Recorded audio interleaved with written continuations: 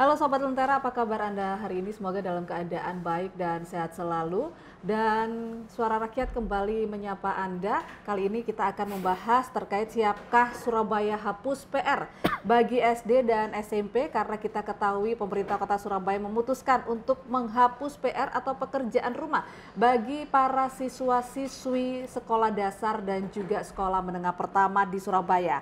Kebijakan ini diambil karena dinilai membebani siswa sehingga PR digantikan oleh pendidikan pembentukan karakter. Kebijakan ini akan dimulai atau sudah dimulai tanggal 10 November 2022 dan lantas bagaimana DPRD Kota Surabaya menilai kesiapan dari kebijakan yang masih banyak pro dan kontra. Untuk itu kita akan membahasnya bersama Wakil Ketua DPRD Kota Surabaya Bapak Aha Tony. Apa kabar Pak Tony? Alhamdulillah baik. Iya Pak Sehat. Tony, sehat ya Pak? Harus sehat Pak, harus bahagia Harus. juga Pak. Ya, Pak Tony, kalau kita lihat sendiri bahwa pemerintah Kota Surabaya ini akhirnya ini melaksanakan atau memutuskan membuat kebijakan menghapus PR atau pekerjaan rumah bagi para siswa, siswi SD dan juga SMP. Nah, Anda melihatnya kebijakan bebas PR ini yang diambil oleh Pemkot ini seperti apa sih Pak Tony? Saya melihatnya agak berbeda sedikit dari narasi yang sudah disampaikan atau diksi yang dirumuskan oleh pemerintah kota. Kalau kami melihatnya bahwa kemarin kan era COVID itu kan siswa lebih banyak belajar di rumah dan kemudian mereka aktif, dan setelah kebijakan itu ditarik, siswa mulai aktif di sekolah lagi, mungkin ada gejala atau mungkin tanda-tanda bahwa masuk pada sekolah kembali dengan pola yang lama itu terlalu frontal, sehingga masyarakat atau anak siswa didik itu mengalami sebuah transisi yang lebih tajam. Nah, dalam rangka untuk membuat proses masuk kembali back to school itu dengan lebih bertahap begitu, sehingga adalah pemerintah itu menjadikan untuk PR itu adalah dihapuskan. Kalau saya melihatnya begitu. Tetapi ketika itu dinarasikan bahwa itu sebagai satu digantikan dengan pembentukan karakter. Karakter yang seperti apa? Berarti kan kita melihatnya karakter sebagaimana lingkungan masing-masing. Karena kan kita sama-sama tahu bahwa di dalam sekolah itu ada strategi belajar, ada metode pengajaran begitu. Kemudian munculnya tugas pengerjaan sekolah dengan PR itu kan bukan tidak ada maksud, tetapi kan supaya ketika siswa itu di rumah, kemudian ada satu di lingkungannya ada kegiatan-kegiatan yang kira-kira tidak mendukung, kurang baik bagi pertumbuhan dan asah mereka, lalu kemudian dibuatkanlah tugas di rumah supaya mereka tidak kemana-mana, tetap fokus pada apa yang mereka pelajari, linear dengan apa yang sudah disampaikan di sekolah. Dan saya pikir itu. Nah, kalau kemudian ini dikatakan bahwa untuk pembentukan karakter kelihatannya tidak pas. Ini sama halnya nanti itu kita bisa melihat Mbak Kety, sekarang kan lingkungan anak sekolah itu kan di lingkungan hampir semuanya dikendalikan oleh atau dipengaruhi oleh atau peran gadget itu kan sangat lebih dominan, sehingga kalau itu diserahkan kepada lingkungan lalu kemudian PR itu dikurangi, maka otomatis bisa kita duga, hipotesis yang bisa kita sampaikan adalah bahwa ini sama halnya dengan memberikan kesempatan kepada anak untuk meneruskan tingkat ketergantungan mereka kepada gadget yang selama ini sudah menjadi bagian daripada mereka. Oke, sampai sekarang ini memang masih banyak pro dan kontra terkait kebijakan bebas PR ini, karena memang dianggap bahwa beberapa ahli pendidikan atau pengamat pendidikan menilai bahwa ketika nantinya kebijakan bebas PR ini diberlakukan atau sudah berjalan begitu, itu akan membuat siswa-siswi SD dan SMP ini akan malas untuk belajar. Dan seperti Pak Tony katakan tadi, ketergantungan dengan gadget ini Seperti apa Pak Anda melihatnya? Ya, saya melihatnya seperti begini, kita kembali lagi kepada latar belakang. Kenapa dulu ada PR? Ya. Supaya ada tambahan waktu. Karena belajar itu tidak hanya dilaksanakan pada jam sekolah, tetapi di luar sekolah adalah juga masa-masa mereka belajar. Jadi belajarnya masyarakat itu bisa dikatakan never stop. Jadi tidak pernah berhenti. Di sekolah itu secara formal, informal di luar sekolah itu tetap dia lakukan. Nah kemudian supaya materi yang di luar sekolah ini tetap fokus, tadi saya sampaikan, makanya dibuatkan PR-PR itu. Ya. Kemudian kaitan dengan menjadikan siswa menjadi nanti itu menurun prestasinya. Bisa jadi kalau itu lingkungan anak atau siswa itu ada di dalam lingkungan yang memang kondusif untuk pengembangan kognitifnya dan psikomotoriknya, maka kan bisa bertumbuh dengan baik dia. Dia akan terasah dengan baik. Tetapi persoalannya ketika dua-duanya itu tidak ada warna di dalam lingkungannya, maka dia akan berkembang dengan sendirinya, dia mengikuti keinginannya, dan kemudian kebutuhannya akhirnya terabaikan. Sekarang kan kita sudah bisa membaca bahwa siswa atau anak-anak itu keinginan, kebutuhan itu hampir dia tidak bisa memilah, kemudian menentukan mana yang lebih prioritas bagi mereka. Oke. Kalau Anda melihat sendiri, apakah bebas PR ini sudah sesuai dengan karakter dari pendidikan Indonesia, Pak Tony? Saya pikir belum sih. Kita masih meyakini bahwa bebas PR itu tidak menjamin bahwa itu akan menjadikan siswa menjadi lebih lebih baik.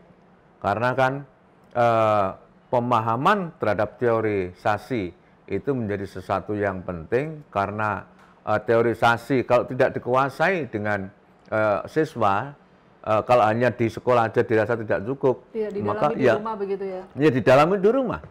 Nah, teorisasi dan praktek ini kan menjadi landasan sebuah siswa itu melakukan satu pendewasaan terhadap pola pikir mereka. Nah, kemudian asah seperti pengerjaan PR itu bisa juga dijadikan sebagai satu asah keterampilan, kemudian asah kecakapan, kan gitu kan. Karena apa? PR itu bisa jadi mereka itu mengulang terhadap apa yang dilakukan di sekolah yang mereka belum terbiasa. Ada juga yang mereka memberikan sebuah peluang kepada si siswa untuk lebih mandiri. Bisa jadi PR yang diberikan adalah sesuatu yang belum diajarkan di sekolah, tetapi kemudian dia diminta untuk menggali dari lingkungannya. Ya, di situ kan ada beberapa sistem metode. Ada metode demonstrasi, mereka melihat kegiatan-kegiatan yang ada di dalam lingkungan masyarakat itu, lalu dia mencatatnya, lalu dia melihat, merekam, mencatat, dan mengingat. Itu menjadi sebuah pelajaran-pelajaran yang terkait dengan kebutuhan-kebutuhan di sekolah. Artinya bebas PR ini belum bisa dibilang karakter pendidikan dari Indonesia begitu ya Pak? Belum. Baik, kita akan lanjutkan kembali Pak Tony. Tetaplah bersama kami di Suara Rakyat, Suara untuk Perubahan.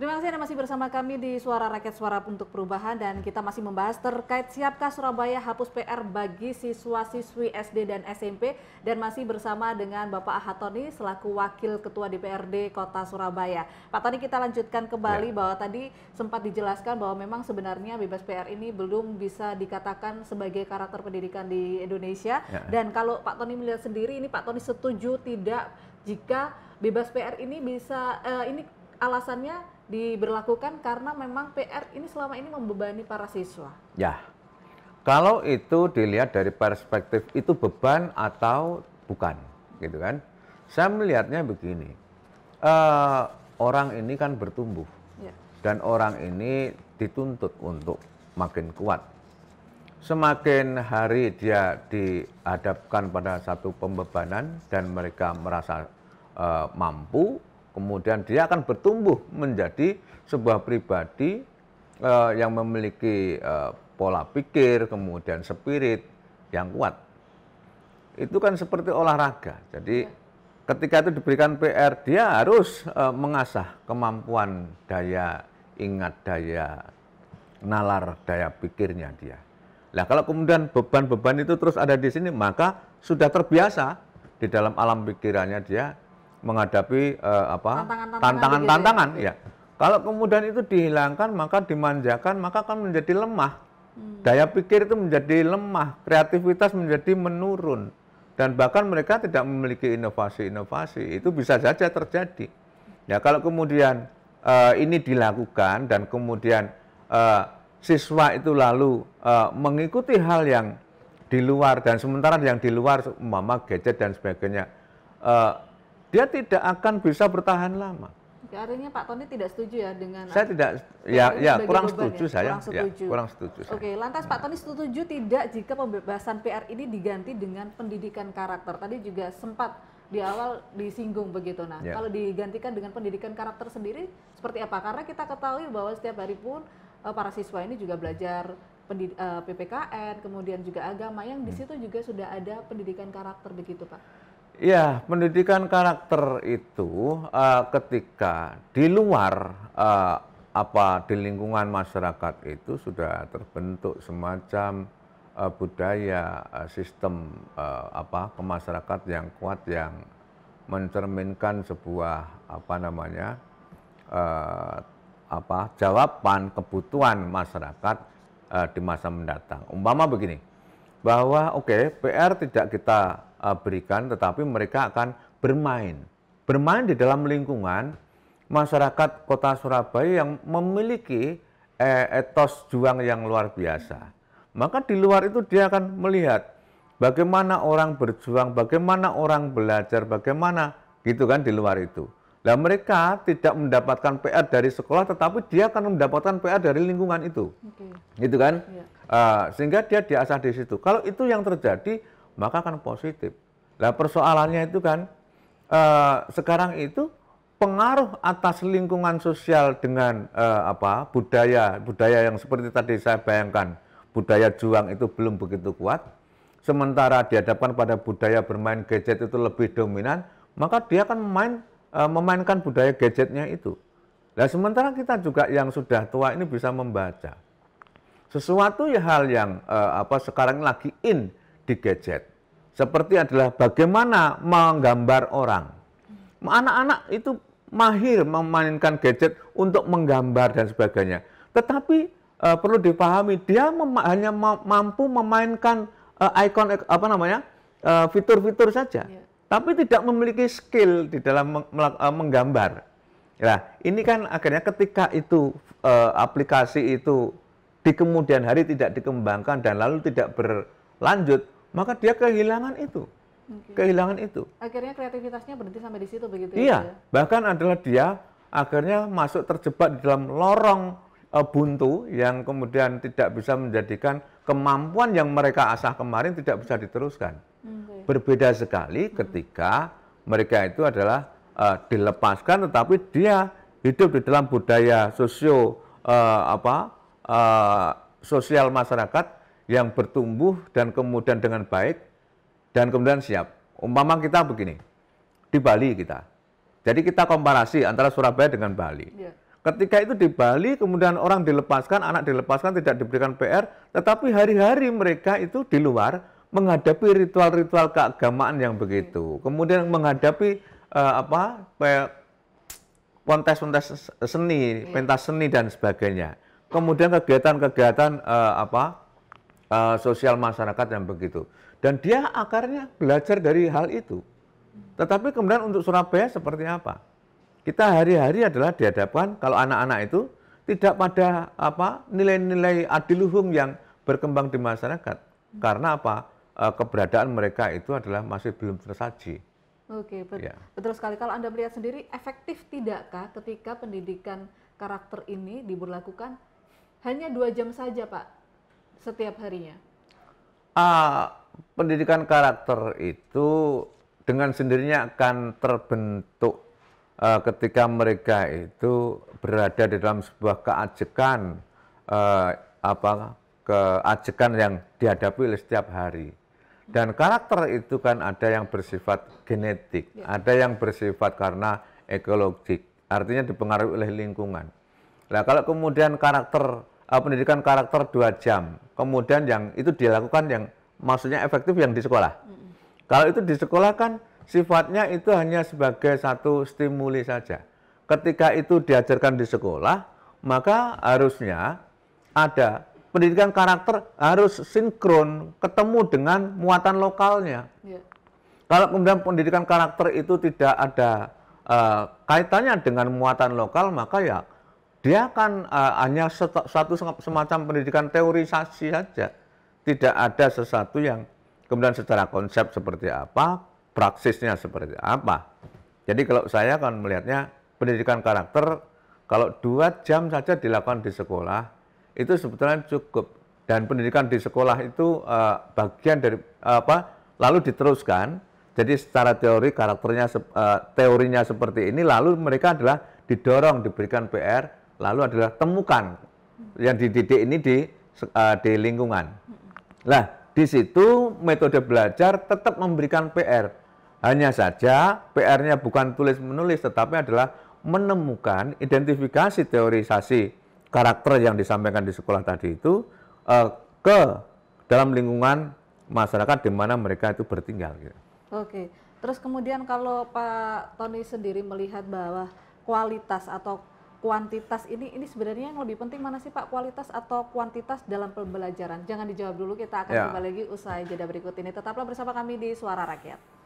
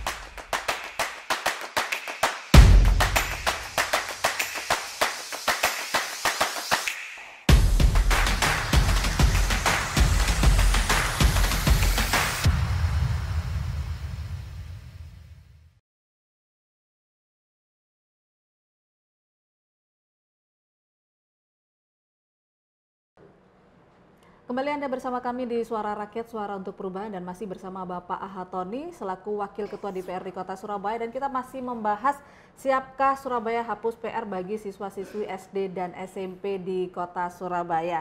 Pak Thoni, kalau tadi kita lihat pembahasannya cukup luar biasa ya Pak ya, bahwa sebenarnya memang penghapusan PR ini belum bisa harus dilakukan di Kota Surabaya karena memang penggantian pendidikan karakter sendiri ini juga harus dilakukan sejak dini, dan itu harus dilakukan di rumah. 2 jam saja tidak cukup ketika dilakukan di sekolah. Begitu ya Pak Thoni. Nah, kalau Pak Thoni melihat sendiri bahwa kualitas dengan kuantitas pendidikan ini sebenarnya yang lebih penting mana sih Pak? Sebetulnya kualitas. Jadi masalah kuantiti itu kan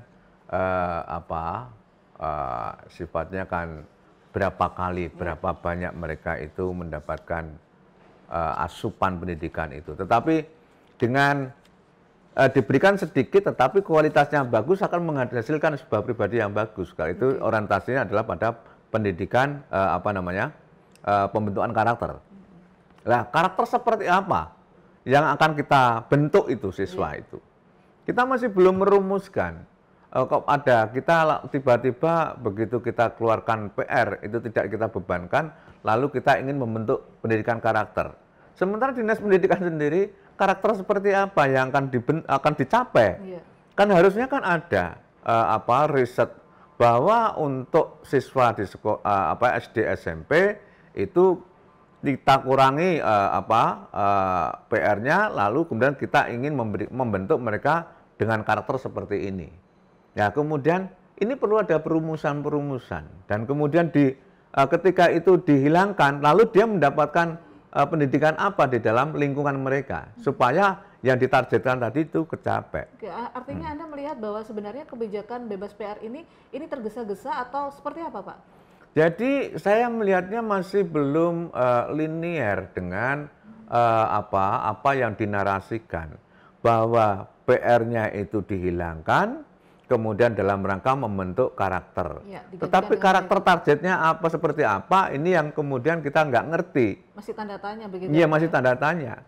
Lah mestinya adalah ya karakter juang itu yang mesti harus dikedepankan, karena kita kan sebagai kota pahlawan, kota juang. Maka bagaimana mereka itu berjuang? Kalau toh PR adalah tidak bisa dicapai, untuk karakter mereka adalah karakter yang tangguh, karakter yang berani, karakter yang mereka egaliter dan sebagainya, itu yang ingin dicapai, maka ya tetap saja mereka akhirnya kan berhadapan dengan pekerjaan-pekerjaan rumah yang harus diselesaikan. Oke. Ya. Kalau menurut Pak Thoni sendiri, untuk karakter ini melekat pada diri Anda, melihatnya ini pada diri anak atau pada diri siswa, itu setujukah Anda Pak? Karakter, ya saya setuju. Jadi karena kan kita itu meyakini bahwa teori gen itu kan ada. Dan gen itu adalah bisa dibuktikan bahwa mereka akan terbentuk daripada pribadi-pribadi dari mana mereka itu adalah dilahirkan, diturunkan. Nah, itu akan mempengaruhi. Tetapi kan pengaruh itu akan bisa bertahan, bahkan bisa berkembang, bahkan bisa hilang ketika itu dihadapkan pada lingkungan bagaimana dia itu adalah terbentuk pada masa pertumbuhan sampai pada masa dewasanya. Oke, jika memang bebas PR ini masih menjadi pro dan kontra di kalangan pendidikan di Surabaya sendiri, nah solusi yang ditawarkan oleh DPRD Kota Surabaya apa nih Pak? Yang ditawarkan sebetulnya pro dan kontra ini kan, kalau saya, walaupun wali kota menyampaikan bahwa anak SD SMP bebas PR, itu hanya sebagai ucapan saja. Praktek tidak mungkin itu bisa dihilangkan. Karena yang namanya pekerjaan rumah itu tidak ansih yang disebut bahwa mereka apa yang harus kita dikerjakan di ini kemudian dikerjakan di rumah, nggak begitu. Bahwa PR itu adalah bisa saja yang bersifat tertulis, kemudian yang tidak tertulis, ada yang kemudian ada yang di sekolah, ada yang tidak di sekolah gitu. Jadi PR itu banyak. Jadi mendefinisikan PR pun juga sebetulnya terlalu sempit. Mengatakan yang disebut PR adalah kerjakan halaman sekian sampai sekian di rumah. Begitu. Itu terlalu sempit. Bahwa PR kita itu lebih bersifat lebih bersifat makro, lebih bersifat luas dan kemudian universal. tidak hanya